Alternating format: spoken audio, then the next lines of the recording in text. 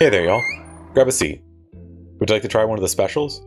We've got some unique things on today. Awesome. Coming right up. There is something quite interesting about mixing things up from the expected, isn't there? Well, of course, there's no replacing an old standard that you love.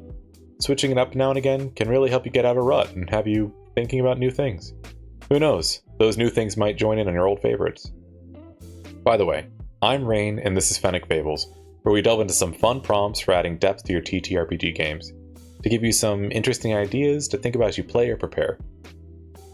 When you're thinking about rewards in TTRPGs, what is the first thing that generally comes to mind? I know for most it's money, whether that's gold coins, dollars, franc, yen, credits, or even latinum. Most systems have some form of currency on which they perform transactions. Of course, this is a good reward as people love things, but there is some fun to be had in getting creative with this. There's only so many times you can be told, you receive X gold coins that you split amongst you, before it becomes humdrum. As an aside, why is it always gold coins? It'd be nice if they slipped up the denominations a bit, wouldn't it? But I digress. One of the easiest transitions is still a tangible good that holds value, but may be a bit different. This can be in the form of things like art objects such as statues, paintings, jewelry, antiques, or in some systems, ancient or future tech. These items hold value and while not as easily used, can have their own benefits, especially in the hands of clever players. For the especially charismatic PCs, or those that like to work the angles, many items like this can be used in barter on the easy side. But if you're willing to engage with it, players may find enjoyment in actions such as auctions, where they can increase the return on what an item may be worth. I find that having expensive items that the players can try to hype up or influence the sale of gets them to explore roleplay opportunities they may not have once considered. Related to this, I find auctions make an interesting challenge where you may try to influence the price to be lower to snag items on the cheap. Of course, not every member of a group will want to part with items, either because they want to use them for decoration in the case of jewelry and art, or tech may be wanted to be used for future purposes. After all, who doesn't love an upgrade? Another fun use may be bait in a trap who could resist a shiny bauble just laying there. It also makes it far easier to adapt if you go to a region with a different currency, as it holds its value.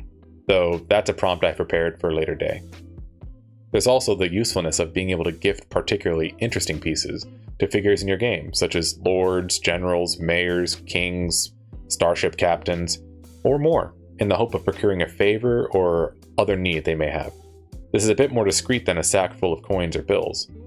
After all, it wasn't a bribe, it was a gift. Another option is less about the monetary value, but the feeling behind it. Let's set a scene here. Your party has just arrived at a mountain town after having to contend with some brigands on the road.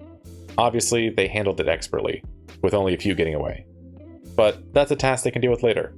For now, they just want to grab a drink. As they walk into the town, they see the people, their eyes down, many of them looking worse for wear. Eventually, after conversing with them, you hear those brigands have been set on the mountain for some time now, and have made it so the traders are unwilling to come this way. They've not been able to sell their wool or get supplies for the winter. Worse still, they've come into town to harass and steal from them, beating up several in the process. The town's morale is low, and they're in desperate need of help. Now, of course, your party won't let this stand, and they make their own plans to deal with these ne'er-do-wells, capturing them, routing them, or performing whatever form of explosion or war crime they feel appropriate that day. Returning back to town victorious, they can see the morale of the place has grown, and there's hope again. They don't have much, but they pull from their gardens and they give your players a wealth of food and 2 of their best wool sheep in deepest thanks. Now, what your party may do with these rewards will of course vary, but some may trade them off as soon as possible, some may decide they want to make a hearty stew, or if they're anything like my players, you now have 2 recurring NPCs made into mascots that you will have to find personalities for as they come up with clever pun names and jaunty hats. Well, hello there, Sir Lamington, how do you do? And you as well, Lady Juliet. Yes, but maybe you planned for that all along, and now they had to protect them. But the main focus of this reward is that it is a reward but also a way of displaying more world building, either showing what is valuable to a place or people, and showing what desperate times they may be in, or some other facet that you come up with. Other things that might be given can be tools of the trade, carts, carriages. The general point is just that these are things given by the people at large, and that they now fall behind these protectors that came in their time of need. The bigger reward is the people's admiration. There are, of course, other tangible things you might give out, and these, of course, are just odds and ends, peculiar bits, or even things meant to spark questions that may never get an answer to. I find that using things like trinket lists and then adding a bit of flavor work well, in particular for small deeds that don't warrant much, or to add into a much larger reward to fill it out. It keeps things interesting, such as jars of dirt, satchels of clothing in a peculiar style, or even a scroll in a language the players do not know. Though if you do go that route, make sure that you have some funny poem or intriguing thing prepared, because they will catch you unaware otherwise. These are the broadest term of an item and really depend on you and your table. Whether you want something goofy, something to linger as a question that may lead to another quest, or just a trifle meant to take up some space, much akin to a sprig of parsley on the side of a main dish. Then for my purposes, the last intangible rewards are things that are not able to be taken with them. These types of rewards are such as land, lairs, or homes. What player doesn't want their own lair after all? These rewards are best held for games where your players are willing to return to the same area and location time and again. A home base to which they can stage and maybe even improve as time goes on. The only thing I will say is to be careful with this type of reward.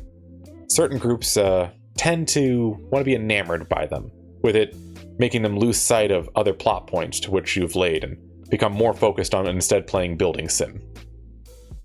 Now, some of you may be asking, what about magical items? And that is a fair point. I'm holding those in a separate category for a future video discussion with my feelings on them as rewards. Suffice it to say, rarely if ever will a magical or technological item ever be turned down by a player, in whatever system you're playing in.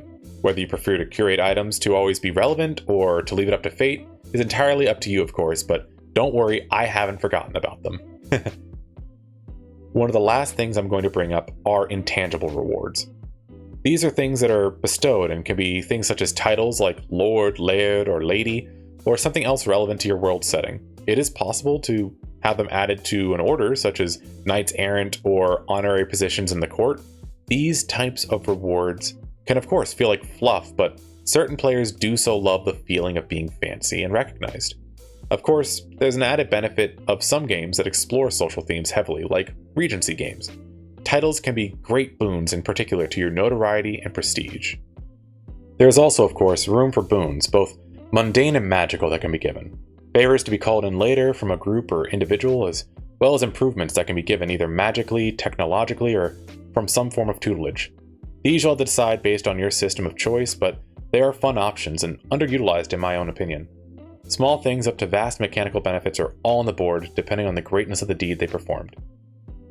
I find it's fun to write these ideas down, either simple things like flowers sprouting from where they once stepped to fade away moments later, to things that are vaster. Just write them down and see what comes from that. There is no way I could make a full comprehensive list on all the possibilities, and there are so many ideas that I will likely have skipped over, and I'd love to hear from y'all on your own ideas. At the end of the day, your goal with any of these options is to add in a bit of a twist to the normal. Find what works for you and your players to best make a fun time and to make the journey, dangers, trials, and tribulations all worth it. I want to thank y'all for stopping by and sharing this time with me. If you've made it this far, why don't you go down to the comments and share your own memorable rewards that you've either received or given out for us to take a look at, maybe even add to our own games. If none spring to mind, jot down your personal favorite drinks orders, alcoholic or non, and maybe they'll get added to the menu later on. If you can, a like, share, or especially a subscribe really helps as I work to get these videos out. And if you enjoyed answering TTRPG prompts or questions, please join me on Twitter or Blue Sky, where I post daily, linked in the main channel. Who knows, your responses there might be part of a future video. Thanks again, y'all, and I hope that these ideas were useful to you and they help you tell better tales. Bye!